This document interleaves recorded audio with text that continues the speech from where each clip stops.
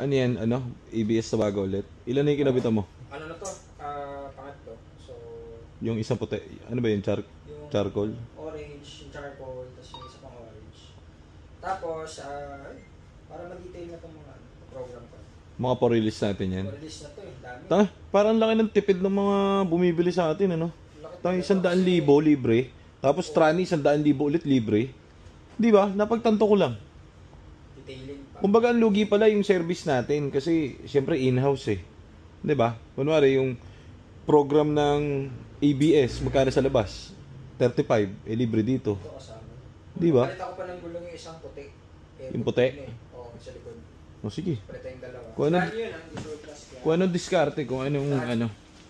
So ito yung etong linya pala na to, sold na to, no? Ito yung manual, sold na rin.